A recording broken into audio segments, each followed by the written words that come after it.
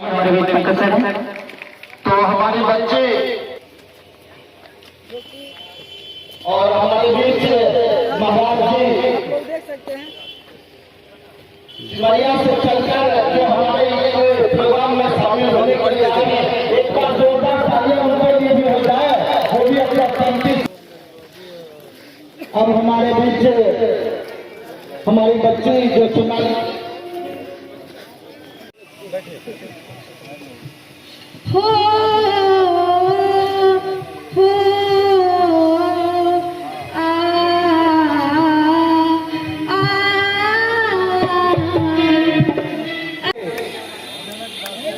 Director Shiv पूजन sir को सम्मान करेंगे। जनक सर जी, जनक दास जी।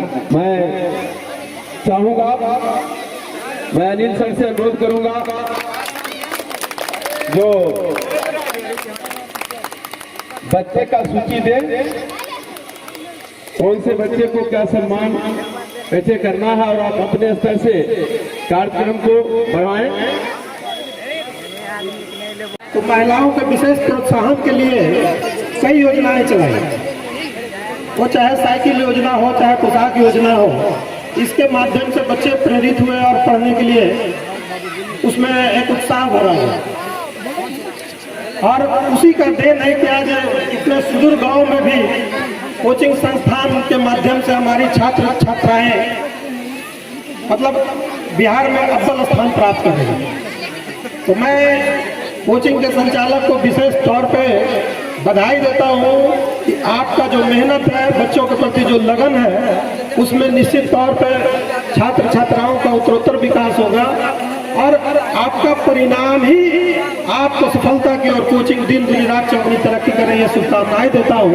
और साथ ही बच्चों को कहना चाहता कि जिस तरह खास करके छात्र छात्राओं को मुख्यमंत्री जी माननीय नीतीश कुमार जी, मैं उसी जिले का रहने वाला हूँ, नालंदा जिला का, लगातार मुख्यमंत्री जी प्रयासरत रहे हैं कि छात्राओं के लिए खास करके आज देखिएगा पुलिस प्रशासन में जितना पुरुष सिपाही नहीं है, जितना पुरुष दरोगा नहीं है, उससे ज्यादा कहीं महिलाओं का चयन हो रहा है। तो ये कहीं ना कहीं ये जो मुख्यमंत्री जी की जो कल्पना थी, जो सोच थी महिलाओं के प्रति, छात्राओं के प्रति, वो कहीं ना कहीं प्रतिफल होता दिखाई दे रहा है।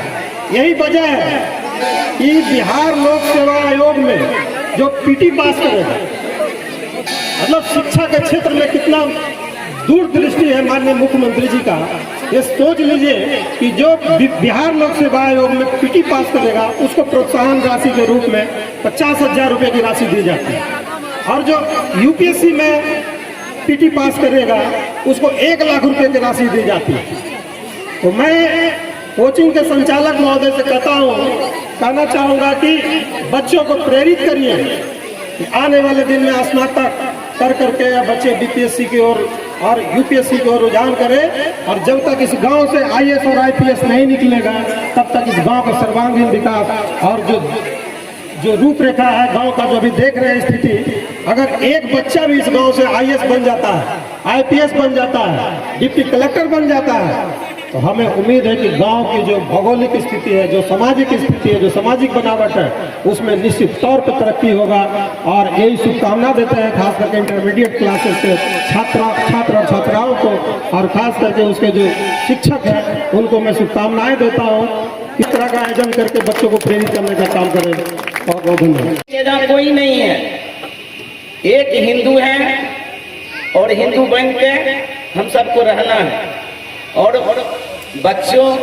बच्चियां जो हैं हम आशीर्वाद देते हैं, माँ शीतला भी कहते हैं माँ, सभी बच्चों को आशीर्वाद दो, आईएएस आईपीएस बने और सब सुजाति को नाम बढ़े, मेरा आशीर्वाद है।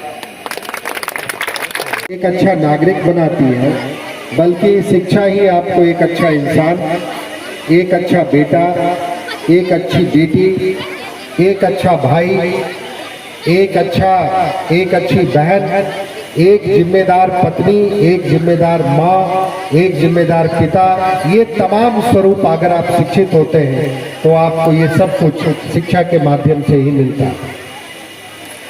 और जैसा कि हम सब जानते हैं और देख रहे हैं किस तरीके से बिहार की सरकार ने, आदरणीय नीतीश कुमार जी ने शिक्षा को इतना महत्व दिया और शिक्षा के हर एक स्तर पर लोग ज़्यादा से ज़्यादा शिक्षित हों, इसके लिए उन्होंने हर स्तर पे प्रोत्साहन देने का प्रयास किया, चाहे वो साइकिल की योजना हो, पोशाक की योजना हो। अगर हमारी बच्चियां 10वीं पास करती हैं या 12वीं पास कर जाती हैं तो उनको 25,000 के प्रोत्साहन राशि है। ग्रेजुएट हो जाती हैं तो प्रोत्साहन राशि है। अगर आप बीपीएससी, जैसा कि बताया भाई ने, बीपीएससी की प्रारंभिक परीक्षा यदि आप पास करते हैं तो आगे आपको पढ़ने के लिए 50,000 की प्रोत्साहन राशि देती है। आप यूपीएससी करते हैं, उसकी प्रारंभिक परीक्षा पास करते हैं तो 1 लाख रुपए की प्रोत्साहन राशि है। ये सारी चीज़ें आपको अधिक से अधिक शिक्षित कर समाज में आपकी भागीदारी और आपकी जिम्मेदारी को ज़्यादा से ज़्यादा बढ़ाने के लिए बिहार की सरकार कार्य कर रही है। तो हम सभी अभिभावकों का भी और बच्चों का भी यहाँ पर इस प्रोत्साहन से सीख लेते हुए हमें आगे शिक्षित होते रहने का निश्चित रूप से कार्य करना चाहिए। और अभी पंकज जी इस मंच से काफ़ी बहुत सारी आप लोगों को प्रेरणादायक पंक्तियाँ इन्होंने कही हैं, तो अब हमारे लिए कहने के लिए कुछ नहीं रह जाता है। मैं इतना ही कहूँगा आपसे कि सच है कि सपने आप जब तक सपने नहीं देखेंगे तो आप अपने लक्ष्य नहीं निर्धारित कर पाएंगे, लेकिन जब सपने आपको सोने नहीं देंगे तब आप लक्ष्य तक निश्चित रूप से पहुंच जाते हैं। जो सपने आपको सोने नहीं देते हैं वही सपने आपको अम्बेडकर बनाते हैं, वही सपने आपको एपीजे अब्दुल कलाम बनाते हैं। तो आप जब तक अपने लक्ष्य को हासिल न करें तब तक अपने सपनों को जीते रहें और अपने सपनों के साथ जगते रहें। निश्चित रूप से सफलता आपके कदम से मिलेगी। कठिनाइयाँ आएंगी आपके रास्ते में और हर अच्छे काम में कई बार कठिनाइयाँ आती हैं। कठिनाइयों से घबराने की बजाय आप उससे भी सीख लेकर उनसे लड़ने का प्रयास करें और निश्चित रूप से सफलता आपको देर सवेर निश्चित रूप से मिलेगी। और इसके लिए मैं 2-4 पंक्ति का के अपनी बात को समाप्त कर दूंगा। ये ठीक है कि मेरी तबीयत खराब है, जो कठिनाइयों से लड़ने की बात है कि लोहा जितना तपता है उतनी ही ताकत भरता है। लोहा जितना तपता है उतनी ही ताकत भरता है। सोने को जितनी आग लगे वो उतना पत्थर निखरता है। हीरे पर जितनी धार लगे वो उतना खूब चमकता है। मिट्टी का बर्तन पकता है तब धुन पर खूब खनकता है। सूरज जैसा बनना है तो सूरज जितना जलना होगा। नदियों सा आदर पाना है तो पर्वत छोड़ निकलना होगा।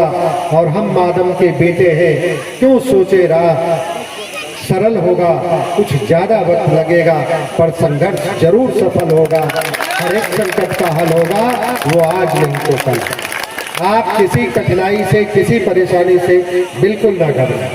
कठिनाइयाँ आपको और मजबूत बनाती हैं और आपको जीवन में आगे बढ़ने के लिए और ताकत देती है और आप उतना ही और निखर कर बढ़कर आगे बढ़ते हैं। इसलिए कठिनाइयों से घबराने की बजाय उसके साथ जूझते हुए उसको अपना साथी बनाते हुए आगे बढ़े। निश्चित रूप से आप आगे बढ़ेंगे, न सिर्फ शिक्षा के क्षेत्र में बल्कि जीवन के अन्य सारे क्षेत्रों में। और शिक्षा आपको जीवन के सभी क्षेत्र में आगे ले जाने के लिए हमेशा आपका सबसे सच्चा साथी बनकर आपके साथ खड़ा रहेगा। मैं एक बार फिर से अनिल जी को संघर्ष करो और उनके दिया हुआ संविधान के ही कारण आज हम शिक्षा के उत्तम साथियों, हमारी सरकार जो रात दिन चिंतित है और बिहार को उज्जवल भविष्य के लिए आज जो शिक्षा को, गुणवत्तापूर्ण शिक्षा को आज गांव के जो विद्यालय थे आज से पूर्व चले जाइए तो विद्यालय दिखता नहीं था। यदि किसी गांव में प्रवेश कीजिएगा तो मंदिर का सबसे बड़ा रूप यदि लोग पूछता है ये क्या है, वो विद्यालय है। जो सरकारी विद्यालय है वह एक मंदिर के रूप में दिखता है किसी भी गांव में। यह हमारे आदरणीय मुख्यमंत्री नीतीश कुमार का देन है। बहुत हमारे पूर्व के वक्ता डॉक्टर राजीव कुमार जी ने सारी बातों को बता चुके हैं। आज शिक्षा एजुकेशन लोन 4 लाख रुपए तक मुफ्त अनुदान में दिया जाता है। जब तक आपको सरकारी नौकरी नहीं होगा तब तक वह राशि वापस नहीं करना है। इतनी सुविधा पहले कभी किसी सरकार ने नहीं दी थी। यदि पहले मिलता तो बहुत आगे हमारी बिहार की गति होता। मैं समय नहीं लेना चाहूंगा। मैं तमाम लोगों को हार्दिक अभिनंदन करते हुए मैं कहा गया है शिक्षा जगत की जननी है और आज जगत का निर्माण हमारी माताएं करती है। शक्ति स्वरूपा हमारी माताएं सभा में बैठी हुई है। सबसे बड़ा माँ और पिता का सबसे बड़ा उत्तरदायित्व होता है। यदि हम भगवान को पूजते हैं, हम अपने आदरणीय माता पिता को पूजे, हम अपने बच्चे को यदि संस्कार देंगे वही हमारे भगवान हैं। यदि माता पिता को आप पूजते हैं, आपको माता पिता जो संस्कार देगा उस संस्कार से कभी आप नीचे नहीं हटेगा। तो सबसे बड़ा गुरु माता और पिता होते हैं। उसके बाद गुरु जो शिक्षा देते हैं, उनके बाद दूसरा स्थान वह गुरु को होता है जिन्होंने आपको पढ़ने लिखने का ज्ञान देते हैं। तो आपको माता और पिता को भी प्रणाम करके प्रत्येक दिन विद्यालय जाएंगे तो आपको सबसे बड़ा संस्कार मिलेगा। गुरु को प्रणाम कीजिए। कहा गया है गुरुदेव दया करके मुझको अपना लेना, तेरे शरण में आ हूं चरणों में जगह देना। गुरु से बड़ा कुछ भी नहीं है। और गुरु प्रथम गुरु माता और पिता होते हैं। दूसरा गुरु जो हमारे सब जो हमको शिक्षा का ज्ञान देते हैं, उसके बाद भगवान का नाम लेते हैं।